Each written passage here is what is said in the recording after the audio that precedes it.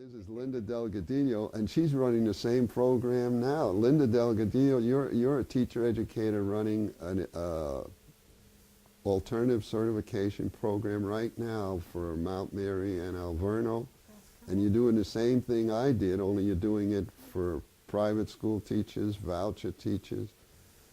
So you're really me now in Well, I wouldn't in a put better myself looking like that. body. You're in a better looking body. Oh, thank you. Yeah, it's an amazing, turnaround or comeuppance or whatever. It's a wonderful opportunity that I wouldn't have had I not met you and come into my. How many years you been doing this now? I've been running this particular program since 2001, so that's we're in our 7th year. And what do you recall our work when you were working on your dissertation and so on? Absolutely, absolutely, I recall.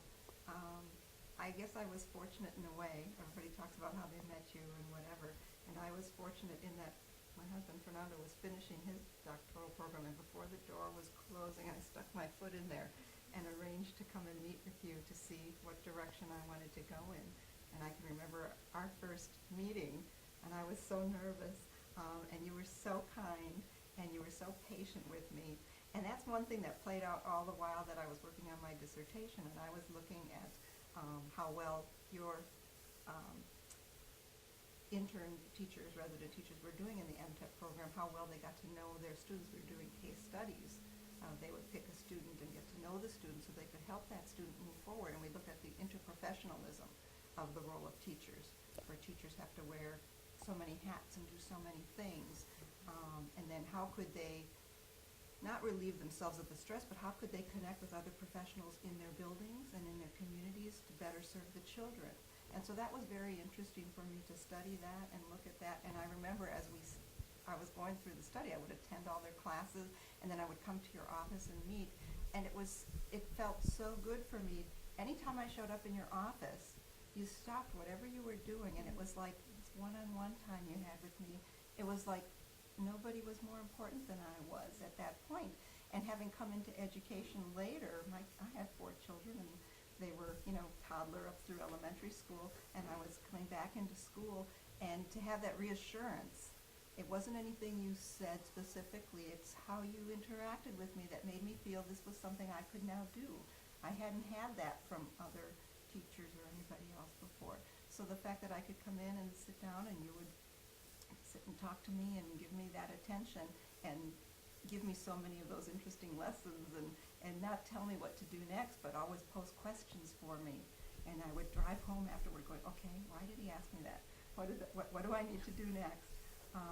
And I think that really, I went back into education because of my children. I wanted to make good decisions with my husband for our children's education. And I learned so much going back from my bachelor's degree and my master's and then working on my dissertation with you that gave me the sense of this is where I need to be and this is what I need to be doing, not just for my 4 children, but for all children. And I've been very fortunate to. Yeah, but again, it's too much credit. Just think how easy it is for a teacher. Imagine a teacher who has a student, and this is true for Fernando and the others of you too. No matter what book you recommend, they go read it. No matter what activity you recommend, they go do it. If you tell them to go sit in a class, they do it. If you tell them to take a class, they do it. And so it's not really teaching. It's having students who are willing to do anything to learn. When you have people who are willing to do anything to learn, there's nothing to teaching. If it's in the students, it's in you guys. And again, it's picking the right people.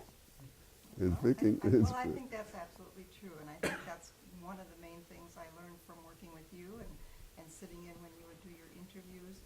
We incorporate those kinds of ideas as we look for the fellows for our program that are going into working in urban schools. It's picking the right people because they go above and beyond, and they do not make very much money. They show up before kids are there. They stay when kids are gone. They're constantly thinking, and they will, it is almost, they're giving service to our community in a way because their reward is seeing how they impact children's lives.